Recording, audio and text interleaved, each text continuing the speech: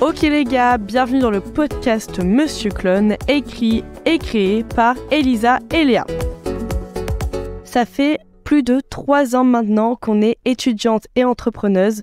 En effet, c'est à nos 16 ans qu'on a créé notre propre marque de bijoux, Clonoff. Ici, on parle d'entrepreneuriat, de la réalité derrière la création d'entreprises, de développement personnel et de nos vies aussi. Bref, on vous partage notre expérience de jeune businesswoman. Et aujourd'hui, on a envie d'aborder un sujet un peu plus tabou que d'habitude, surtout dans la culture française. En fait, c'est l'argent. En tant que jeune femme et entrepreneuse, on a envie de vous parler de notre vision de l'argent, de notre rapport à l'argent et surtout d'en débattre un petit peu ensemble. Alors, c'est parti! Donc, honnêtement, l'objectif avec cet épisode, c'est pas du tout de nous la péter. On a envie d'avoir une approche assez neutre et assez détachée de la situation, dans le sens où on n'a pas envie d'exposer tout ce qu'on a pu s'offrir ou notre argent ou notre salaire, mais on a plus envie de faire un retour d'expérience sur nous, comment on l'a vécu de gagner de l'argent, du coup, assez jeune. Et en étant des femmes, qu'est-ce que nous, ça a pu nous apporter? On a envie de vous en parler sans tabou et en toute honnêteté et on espère que vous ressentirez ce podcast de la même manière. Pour commencer, pour vous mettre un petit peu dans le contexte, nous, on a créé Clonoff à nos 16 ans, comme elle le disait Léa. C'est une entreprise de bijoux de haute fantaisie. Et c'est vrai que grâce à notre travail, mais aussi je pense au fait qu'on est tombé à la bonne période, au bon moment, il y a aussi une part de chance, même si on a pas mal bossé pour que ça fonctionne, on a réussi à gagner de l'argent assez rapidement, on va dire, et Clonoff a tout de suite été rentable. Donc c'est vrai que nous, ça nous a fait rapidement de l'argent de poche. Comme on habitait encore chez nos parents, en fait, on avait des sommes d'argent de poche qui rentraient chaque mois, qui étaient plutôt assez importantes pour notre âge. Donc ça, c'est ce qui s'est passé il y a 3 ans déjà. Et aujourd'hui, grâce à cette entreprise, on peut être indépendante financièrement. Donc c'est vrai que ça nous a quand même beaucoup apporté sur l'aspect financier comme sur plein d'autres aspects. Mais il y a aussi des inconvénients et des choses qu'on n'avait pas forcément vues et appréhendées quand on a gagné cet argent aussi jeune. C'est vrai que c'est un sujet qui est quand même assez tabou en France, dans notre culture, dans tous les cas. Enfin, nous, avec Léa, on ne sait absolument pas combien nos parents gagnent, par exemple, et je pense que c'est ce qui se fait dans beaucoup de familles. C'est très tabou en France. Et alors, quand on est entrepreneuse et quand on est des femmes, je pense qu'il y a un tabou qui se rajoute encore plus. C'est un peu mal vu d'être une femme et de gagner énormément d'argent. Ça peut paraître, soit en fait, tu as 2 catégories, soit tu es une michto, soit c'est ton père qui t'a donné cet argent, en fait, au final. Donc voilà, on a envie d'un peu ouvrir la parole sur ce sujet. Léa, je te laisse continuer. Donc voilà, moi j'aimerais bien quand même souligner le fait que, comme elle a dit Lisa, on a gagné assez rapidement de l'argent. Et honnêtement, voilà, Clonoff, ça a toujours été rentable dès le début. Mais c'est pas pour autant qu'au début, c'était des sommes comme maintenant. Donc on a quand même bossé dur, donc c'est pas facile non plus d'avoir de l'argent. Mais je pense qu'à l'époque, justement, la somme qu'on avait, comme tu disais, on était encore chez nos parents, donc on n'en avait pas vraiment besoin. Et c'était que du superflu. Et donc, c'est vrai qu'en étant jeune, on a souvent fait un peu des folies. On a un peu dépensé par-ci, par-là, sans vraiment s'en rendre compte, surtout de la valeur de l'argent et de comprendre vraiment ce que c'était l'argent. C'est vrai que personnellement, je n'ai jamais vraiment eu la notion de l'argent. Et ça a été très compliqué pour moi de l'avoir. Enfin, à 16 ans, j'avais un salaire par mois. Et honnêtement, je pensais juste aller à Zara ou à profiter avec Elisa ou faire des choses qui n'étaient pas forcément de notre âge. Surtout, on va vous expliquer un petit peu après toutes nos expériences qu'on a vécues grâce justement à l'argent qu'on a gagné grâce à Clone. Par exemple, on a fait des voyages de fou. Je pense qu'il y a peu de personnes qui ont eu la chance de les faire à notre âge et de partir avec sa meilleure amie comme ça. C'était des expériences de malade. Et en fait, c'est pas du tout des choix qu'on regrette avec le recul. C'est juste qu'on se rend compte maintenant qu'on était peut-être un peu hors sol et qu'on faisait des choses qui, au final, n'étaient pas du tout de notre âge. Et ça, nos parents, ils nous l'ont quand même assez répété, mais c'est vrai qu'on vivait quand même pas mal dans le déni. Nous, forcément, avoir de l'argent de poche pour pouvoir partir. On faisait des petits week-ends à Paris, donc ça, pour l'instant, ça va. Mais après, on vivait des trucs de fou. Pour nous, en fait, ça nous paraissait normal. Mais pour les 18 ans de Léa, je l'ai emmenée à Cannes, on a fait des tours d'hélicoptère. Dit comme ça peut paraître vraiment grosse péteuse. mais on se rendait pas compte et nous, ça nous faisait kiffer et c'était l'argent qu'on avait réussi à gagner. Donc en soi, c'était un peu la récompense et le fruit de notre travail. Léa, pareil, pour mon anniversaire, on était allé faire une nuit d'hôtel dans un super bel hôtel. On avait mangé un gastronomique. Et ça, c'était des expériences que finalement, on vivait assez souvent pour notre âge. On a toujours aimé les belles choses et c'est aussi une passion qui nous a réunis dans le sens où on adore faire des bons restos, vivre des expériences, faire des beaux hôtels. Et je pense que Léa me l'a pas mal transmis. Et je pense qu'aussi, c'est peut-être pour ça. Tu vois, c'est des choses qu'on peut faire que à deux, parce qu'automatiquement, on s'en est rendu compte après du coup, mais que les gens de notre âge n'ont pas le même mode de vie que nous, et que c'est pour ça qu'on se permettait de faire des choses, vu que toutes les deux on gagnait la même somme, on était dans le même boulot, on travaillait ensemble, et donc automatiquement, entreprendre à deux, ça a aussi ses qualités, parce que du coup, on profite du succès à deux, et c'est un peu ce qu'on s'est permis de faire justement quand on était plus jeune, et encore maintenant, enfin, on se permet quand même des choses, mais on a beaucoup plus la notion que quand on était au lycée. Et pour nous, ça pouvait devenir normal de faire un week-end et une nuit d'hôtel. Oui, clairement. Au minimum, une fois par mois, on partait en week-end. On faisait des restos tellement de fois par semaine, par week-end. Et nous, c'est vrai que c'était presque devenu une habitude. On n'avait aucune notion. Et c'est vrai que je souligne aussi ce que tu disais précédemment, le fait qu'on était les seuls à avoir ce mode de vie. Donc forcément, on le faisait ensemble. Et ça nous renforçait dans notre idée de c'est normal. Et nous, on l'a gagné. Donc en soi... c'est normal qu'on puisse faire ça, en fait. Ouais, on était un peu dans notre bulle à deux. Automatiquement, on s'influençait, c'était crescendo, quoi. Oui, clairement. Et donc, par exemple, voilà, un autre exemple, on a quand même eu la chance de partir à Mykonos ensemble une semaine. On ne savait même pas que cette île coûtait cher et on s'en est rendu compte là-bas. Enfin, c'est des trucs qu'on faisait, on n'a aucune notion. Et après, vu qu'on est toutes les deux dans la mentalité un peu au feeling, on verra bien. Surtout, on se dit, c'est un peu une phrase... aussi, c'est bateau, mais d'un côté, on peut mourir demain, pourquoi se priver aujourd'hui? Automatiquement, on se dit, en vrai, viens, on profite. On a travaillé dur pour ça, donc pourquoi s'en priver alors que la jeunesse, on peut pas la vivre 3 fois non plus, quoi. Ah oui, là, ne prenez pas du tout ça comme des regrets, dans le sens où on est tellement heureuse et ça nous a fait tellement grandir de vivre des expériences comme ça. C'est juste que je pense que, voilà, à cette période, on s'en rendait absolument pas compte. Est-ce que toi, Léa, t'avais peut-être plus la notion où tu te rendais compte ou vraiment t'étais dans ta bulle et rien ne t'atteignait? Moi, je pense que déjà, avant Clonoff, j'avais pas forcément la notion de l'argent, parce que comme tu as dit, mes parents n'ont jamais voulu me dire combien gagner, je pense, comme beaucoup d'autres parents. Donc c'est vrai que je veux pas trop savoir qu'est-ce qu'il faut avoir pour avoir autre chose. En fait, j'ai pas trop la notion de l'argent, en fait, c'est très simple. Mais aussi, je pense, ce qui a un peu accentué le fait que je n'ai pas la notion d'argent, c'est le fait de voir des chiffres que numériques. C'est-à-dire qu'on voit sur un tableau de bord, je sais pas, 2, 3, 4, 5, 6, voire 10, 0. Mais en soi, ça correspond à quoi? Parce que avoir une liasse de billets dans ta main, tu te rends compte de la valeur de l'argent. Mais si tu as tous les chiffres juste écrits, en fait, moi, je me rends pas compte de ce que ça représente. Et automatiquement, en vrai, ça m'impacte pas trop. Et je pense qu'aussi, ça a des bienfaits. Parce que du coup, en vrai, je garde grave la tête froide sur tout ce qui est chiffres, etc. Et ça me monte pas du tout la tête parce que pour moi, ça représente pas grand-chose de voir juste des 0 ou des 1 écrits sur un tableau. Ouais, en fait, tu te rends tellement pas compte que du coup, ça te monte pas du tout à la tête. Enfin, même que ce soit les vues, les likes, les ventes. Des fois, c'est peut-être un peu too much, mais dans le sens où tu t'en rends pas compte. En fait, pour moi, des chiffres, c'est pas représentatif du tout. Alors qu'en fait, si, c'est carrément représentatif. Mais dans ma tête, absolument pas. Et c'est vrai que l'année dernière, et du coup, on parle beaucoup du lycée parce que je pense qu'on en a pris conscience forcément là quand on est rentré en études supérieures et qu'on s'est rendu compte que tout ce qu'on faisait, on était peut-être un peu too much dans nos activités. Mais surtout, c'est quand on voit la comparaison avec tous les autres étudiants, automatiquement, on s'est un peu mis dans un mode de vie étudiant aussi. Oui, mais en soi, la comparaison, on l'avait encore plus l'année dernière, tu vois. Oui, mais parce que on avait la comparaison, mais on était que en mode dans des moments où on profitait, tu vois. T'avais pas le mode de vie quotidien. Tu veux t'acheter ta nourriture, te faire les courses. Et en vrai, quand tu fais les courses, tu te rends compte un petit peu du level des prix.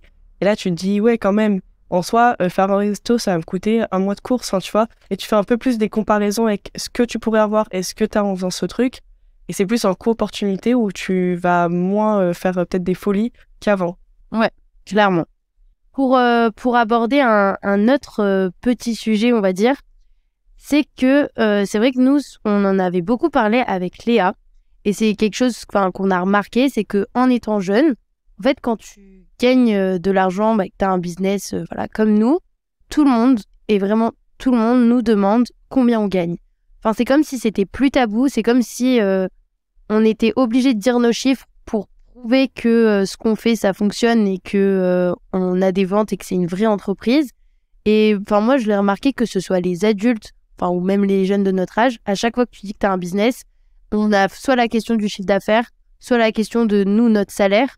Et nous, c'est vrai qu'il y a des moments avec Léa où on était hyper gênés parce que on a toujours voulu rester un petit peu opaque sur ces sujets d'argent parce que nos parents nous l'avaient conseillé et que c'est un peu l'éducation qu'ils nous ont donnée à toutes les deux pour pas attiser que ce soit la jalousie ou même c'est tabou dans notre culture. Donc je pense que je vois pas en quoi ça apporte en fait de dire les chiffres, mais c'est vrai que il y a des situations qui étaient très gênantes où tout le monde nous demandait combien on gagnait. Et au final, t'as envie de le dire puisque ça prouve que ça fonctionne, dans le sens où je pense qu'il y a beaucoup de personnes qui se rendent pas forcément compte et qu'on a quand même envie de... C'est un peu une fierté en fait. Ça montre que ce qu'on fait fonctionne au final. Je sais pas ce que t'en penses. C'est vrai, mais d'un côté, des fois, je trouve ça un petit peu déplacé. Parce que si tu prends l'exemple, par exemple, d'un homme qui a 35 ans et qui a monté une entreprise, personne va oser lui demander combien il gagne, quel est son salaire. Parce que automatiquement, c'est plus, il est plus légitime d'avoir créé un business. Donc normalement, personne va lui demander. Et nous, vu qu'on est des adolescentes, automatiquement, on peut nous poser cette question. Alors qu'en soi, on en parle souvent même entre nous. On aimerait bien peut-être plus que la culture américaine, où il y a la transparence des chiffres, etc., qu'elle soit mise plus en valeur en France, qu'on puisse en parler, que ce soit moins tabou en France, la question de l'argent. Mais d'un côté, si c'est que pour les jeunes, parce qu'on se dit que c'est un peu de la merde ce qu'ils font, aussi parce que ça fonctionne pas très bien, donc on se permet de leur demander, en vrai, non, pas forcément, tu vois. Oui, clairement. Et même nous, on s'est toujours dit, genre en mode les chiffres, comme nos parents, ils nous l'ont dit aussi, genre ça peut tellement attiser plein de choses et de mauvaises choses. Vaut mieux vivre heureux et caché que de devoir divulguer tous tes chiffres, tout ce que tu fais, combien tu gagnes et en gros, ton succès, quoi. Après, moi, je peux comprendre la curiosité, on va dire, de nos proches ou quoi, à savoir et à demander. Tu vois, c'est un peu une sorte de... pas curiosité mal placée, mais ça attise parce que tu te dis, elles sont hyper jeunes, combien elles gagnent, est-ce que c'est vraiment rentable ? T'as envie de savoir, en fait, et c'est un peu le seul moyen de le prouver. Tu vois ce que je veux dire ? Ouais, non, mais c'est sûr. Et c'est vrai qu'il y avait quelque chose aussi dont on ne parle pas souvent, mais au début, donc là, on n'en a plus trop maintenant. Mais c'est vrai qu'il y a une période où quand on montrait juste nos commandes ou le nombre de commandes qu'on pouvait avoir par jour, donc on montrait un petit peu des chiffres de réussite, on va dire, on avait beaucoup de commentaires sur TikTok qui étaient en fait oui, quand vous êtes des filles à papa, c'est pas compliqué. Ou en fait, ça ramenait toujours au fait que c'est grâce à nos parents qu'on a réussi.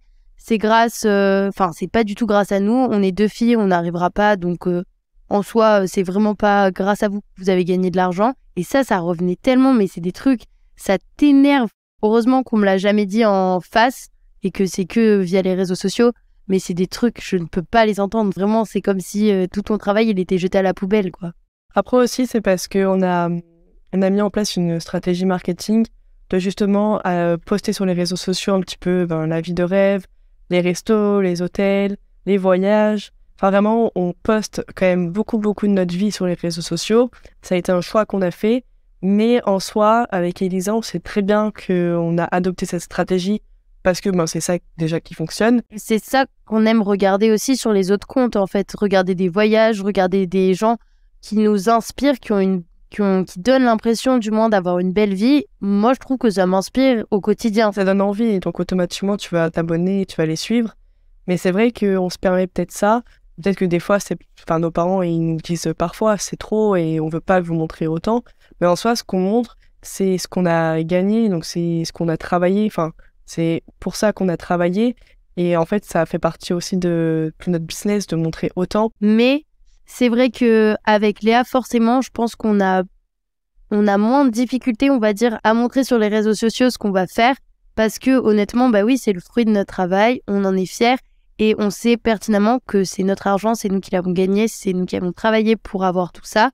Donc, je sais pertinemment qu'on montrerait pas le quart de ce qu'on fait si c'était l'argent de nos parents et si c'était pas grâce à nous. Et toi, Elisa, est-ce que tu es consciente réellement en fait que l'argent, ça peut vraiment attiser de la jalousie ou pas? Bah, je sais que dans ma vie, dans tous les cas, je suis quelqu'un d'assez naïf, donc j'ai pas conscience que certaines personnes peuvent voir mal certaines situations. Donc je vais jamais pensé à ça. Mais c'est vrai que forcément, moi, mes parents m'ont beaucoup répété. Je sais que c'est possible, mais c'est tellement pas dans ma mentalité et je sais que je réfléchirai jamais comme ça. Et je pense que Léa, dans tous les cas, toi, c'est pareil. Dans le sens où si on voit quelqu'un qui a réussi, nous, juste, ça nous inspire et ça nous motive à mettre en place nos projets, à mettre en place des objectifs et à poursuivre vraiment tout pour atteindre nos rêves, en fait. Alors que d'autres personnes, je me dis, ça peut être un frein. En fait, je comprends tellement pas leur vision, dans le sens où la jalousie par ce que l'autre peut gagner, j'arrive pas à le comprendre, mais je conçois que ça peut attiser une certaine jalousie. Mais d'un autre côté, j'y pense jamais. Quand je monte sur les réseaux sociaux ce que je fais, je me dis jamais il y a quelqu'un derrière son écran qui va avoir de la haine, en fait. Tu me dis juste que tu pousses justement d'autres personnes à entreprendre, à se lancer dans leurs projets, etc. Oui, c'est Moi, ça. je vois plus ça comme ça aussi. Clairement. Mais d'un côté, tu peux aussi, imagine quelqu'un qui est là et qui voit la réussite de quelqu'un, de, tu sais, envier, en fait. Pour moi, c'est pas forcément de la jalousie, c'est plus envier la personne, tu vois. Mais comme je sais très bien, je pense que maintenant, j'en suis consciente avec le recul, qu'il y a eu des périodes dans notre vie où toi comme moi, il y a des personnes qui étaient là par intérêt et qui étaient réellement là pour nous michto. Vraiment, c'est peut-être des termes forts, on va dire, mais genre, je suis sûre, tu vois. Surtout que on est toutes les deux très très généreuses. Donc en fait, on aime trop faire plaisir. Donc c'est une trop bonne qualité et franchement, on va pas se l'enlever non plus. Mais c'est vrai qu'on regarde pas forcément combien on va dépenser pour une telle ou une telle personne. Tant qu'on passe un bon moment, pour nous, c'est le principal. Ouais, c'est vrai. Et ça, on le partage, nous deux, toutes les deux, donc dans notre mode de vie, c'est pas du tout dérangeant, puisque du coup, forcément, au bout d'un moment, ça s'équilibre et on regarde tellement pas. Même nous, pour vous dire, dans la coloc, on fait les courses, on n'a jamais calculé que ce soit les courses, que ce soit tout. Donc ça a des inconvénients comme des avantages, mais on fait pas forcément attention. Et du coup, forcément, je pense qu'il y a des personnes qui s'en sont servis à un moment. Ça aurait déjà pété pour moins que ça dans notre coloc ou dans notre amitié. Oui, clairement. C'est juste que même entre nous, vraiment, on regarde tellement pas un sous-près. On sait très bien que ça va s'équilibrer, surtout à un moment ou un autre, quoi. C'est ça. Mais voilà, et toi, est-ce que tu t'es déjà senti un peu utilisé ou tu as déjà eu des remords dans tes actions et tu t'es dit, en fait, là, cette personne, elle est clairement là pour ce que je vais lui apporter, ce que je vais lui donner? C'est vrai que je vais pas dire que je me suis déjà fait utiliser parce que c'est un grand mot quand même. En fait, c'est que, comme je vous ai dit, j'étais hyper généreuse, voire des fois trop généreuse. Tu l'es toujours quand même. Oui, je l'ai toujours, je suis toujours généreuse. Mais c'est vrai que des fois, je sais pas pourquoi je faisais des trucs comme ça. Mais je me sentais obligée, vu que je gagne de l'argent et que j'étais avec des personnes qui encore étaient étudiantes ou juste lycéennes, je me disais, je peux pas leur laisser payer avec leur argent de poche qu'elles ont par mois. Et je sais pas pourquoi, mais j'avais l'habitude de dire, ok, c'est pour moi. En fait, je disais même pas, ok, c'est pour moi, tu me rembourseras. Je disais, ok, c'est pour moi. Et en fait, je me suis fait avoir je ne sais combien de fois où je pouvais offrir les verres de toute une table, juste en me disant, ok, c'est pour moi. Non, mais et à un moment, je suis allée voir Léa, je lui ai dit, mais stop, arrête de faire ça. Des fois, c'était vraiment affolant et personne te contredisait parce que on avait des attitudes. Tu vois, à des moments, on aurait dit qu'on était les parents des gens. Tu vois ce que je veux dire? Si ça devenait trop, tu le fais une fois, tu le fais 2 fois, tu le fais 3 fois, ça devient une habitude. Et les gens, même des fois, ils te regardent en mode... Tu vois, en mode... Et parce que, toi comme moi, ça nous faisait ultra plaisir. Moi, j'aime trop. Je me dis en mode, j'ai fait une bonne action, c'était trop bien, j'ai passé un bon moment. Et c'est le principal. Après, quand je rentre et que je le dis à mes parents ou quoi, ils me disent, mais Léa, arrête. Même le pire truc, après ça, je pense que ça arrive un peu à tout le monde, c'est en soirée. Combien de fois, allez hop, c'est pour moi la tournée, ok, c'est encore pour moi. Et au final, je pouvais passer des mois avec en dépensant beaucoup, pas forcément pour moi, mais pour les autres, mais en plus inutilement. Même pas en mode je te fais vraiment un cadeau et je t'offre un vrai truc. Parce qu'en fait, au final, plus tu offres comme ça un peu dans le vent, en fait, les gens ils se rendent même pas compte de ce que t'as fait et de ce que t'as offert. Pour eux, ça devient normal. Et habituel surtout. Les personnes, elles s'habituent au fait que ce soit souvent toi qui payes et du coup, au final, il y en a, je pense, beaucoup qui restent là parce que c'est cool, tu payes. Et est-ce que on pourrait un petit peu aborder la vision du futur? Nous, peut-être la vision qu'on a de l'argent et de notre vision dans le futur. Qu'est-ce que ça a fait de gagner de l'argent aussi jeune et comment on perçoit tout simplement demain. Je pense qu'on a un petit peu la même vision sur ça. Mais un peu comme tout, on n'est pas meilleurs amis pour rien. En fait, c'est incroyable de gagner autant d'argent jeune. Mais en fait, ça met aussi une énorme pression pour l'avenir et pour le futur. Vu qu'on a été habitué, donc très jeune, à avoir un standing de vie assez élevé, on peut dire, enfin, un mode de vie où on pouvait se permettre ce qu'on avait envie. Après, pensez pas qu'on est multimilliardaire et qu'on vit dans un yacht. Hein. On a juste un mode de vie simple. Oui, c'est ça. Enfin, c'est stable et on se prive de rien. Enfin, si, forcément. Non, on sait satisfaire nos besoins. On a une vie qui nous plaît et avec lesquelles, puisqu'on a des ressources qui nous permettent de faire pas mal de choses à côté, on n'est pas trop dans la routine métro, boulot, dodo. On a été habitué hyper jeune à pouvoir faire ce qu'on avait envie de faire. Et donc, c'est vrai que si dans 5 ans, il n'y a plus que le neuf ou je fais un autre boulot qui me fera peut-être gagner moins d'argent, redescendre d'un style de vie, ça va être hyper compliqué pour moi, juste parce que j'ai été habituée à ça. J'ai toujours, par moi-même, je me suis donné les moyens de réussir par rapport à Clone et d'avoir justement ce que je voulais. Et si un jour, je n'ai plus ce que je veux, on dirait vraiment un enfant pourri gâté là qui parle, c'est horrible.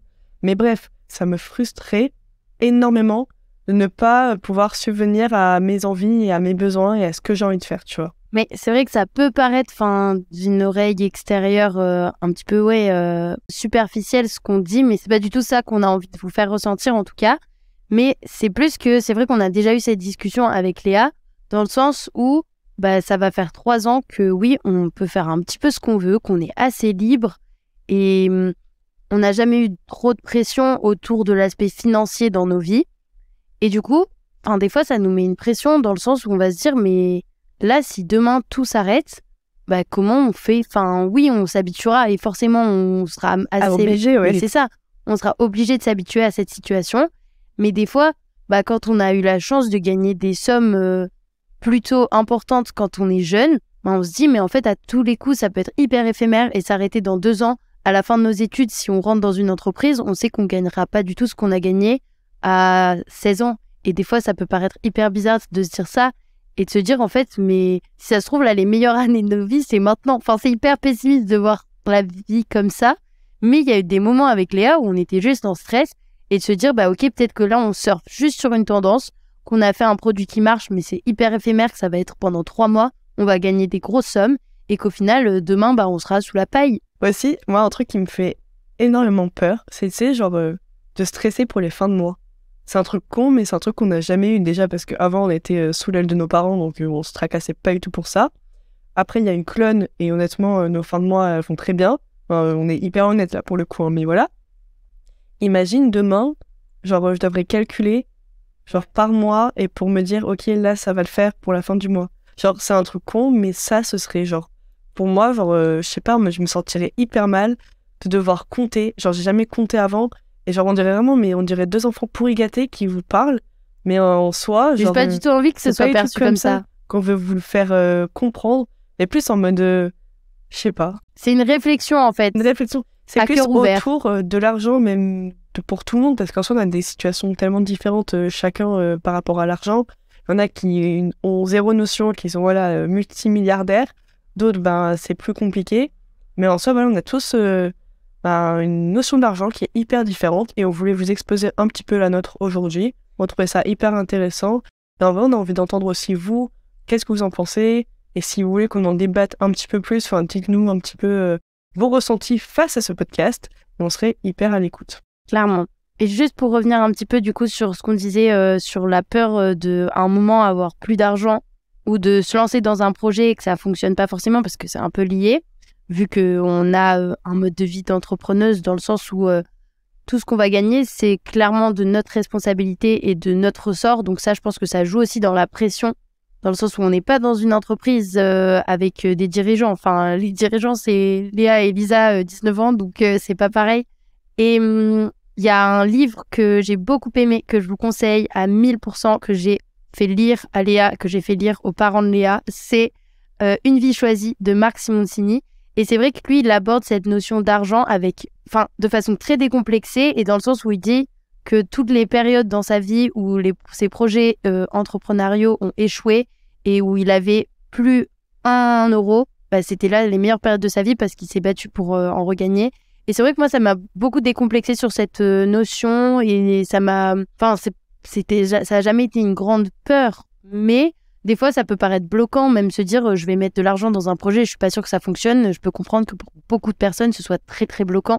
Et je vous conseille à tous de lire ce super livre. Il est vraiment incroyable et ça en apprend beaucoup sur beaucoup de choses.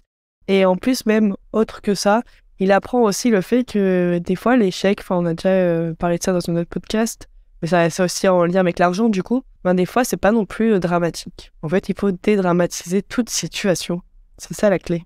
Clairement. Et vraiment, on vous le conseille à fond si vous êtes dans le business, dans l'entrepreneuriat ou si c'est un domaine qui vous intéresse. Ce livre est excellent. D'ailleurs, si vous voulez qu'on fasse une petite revue même des livres qu'on a beaucoup aimés, parce que c'est vrai qu'on en a lu pas mal chacune de notre côté, ça pourrait être pas mal.